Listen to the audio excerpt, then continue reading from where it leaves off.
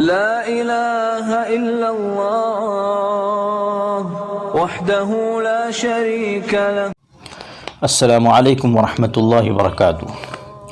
ناظرین، حضرت کعب بن زہیر رضی اللہ تعالی عنہ ان صحابہ میں سے ہیں جو فتح مکہ کے وقت تک اسلام نہیں لائے تھے اور کفر کی حالت میں ان سے اہل اسلام کو بڑی تکلیفیں پہنچی تھیں۔ فتح مکہ کے بعد اسلام تو ان کے دل میں گھر کر گیا تھا، لیکن حضرت صلی اللہ علیہ وسلم کی خدمت میں حاضر ہوتے ہوئے شرماتے تھے۔ پھر لوگوں نے انہیں تسلی دی کہ حضور صلی اللہ علیہ وسلم کی خدمت میں پہنچ کر معافی مانگو گے تو آپ صلی اللہ علیہ وسلم ضرور معاف فرما دیں گے۔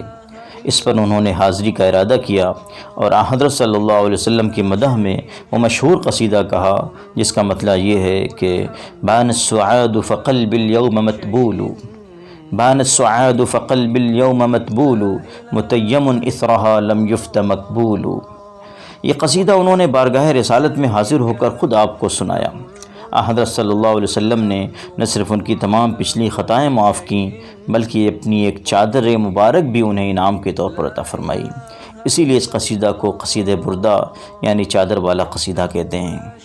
یہاں یہ بات یاد رکھیں کہ علامہ بوصیری رحمۃ اللہ علیہ ایک مشہور بزرگ گزرے ہیں بعد کے زمانے میں، ان کا بھی ایک قصیدہ بردہ کے نام سے مشہور ہے، اس کی وجہ دوسری ہے۔ بہرکیف یہ چادر جو حضرت کعب بن زہیر رضی اللہ تعالی عنہ کو حضرت صلی اللہ علیہ وسلم سے بطور انعام ملی تھی، آخر دم تک حضرت کعب رضی اللہ تعالی عنہ کے پاس محفوظ رہی۔ حضرت معاویہ بن ابی سفیان رضی اللہ تعالی عنہ نے اپنی زمانے حکومت میں حضرت کعب سے یہ چادر خریدنی چاہی اور 10,000 درہم کی پیشکش کی، لیکن کعب رضی اللہ تعالیٰ عنہ نے فرمایا کہ میں رسول کریم صلی اللہ علیہ وسلم کے مبارک کپڑے کے مقابلے میں کسی قیمت کو ترجیح نہیں دے سکتا۔ پھر جب حضرت کعب رضی اللہ تعالیٰ عنہ کی وفات ہو گئی تو حضرت معاویہ رضی اللہ تعالیٰ عنہ نے ان کے وارثوں سے 40,000 درہم میں یہ چادر خرید لی۔ حضرت معاویہ رضی اللہ تعالیٰ عنہ کے بعد یہ چادر بنو امیہ کے خلفاء میں بطور میراث منتقل ہوتی رہی۔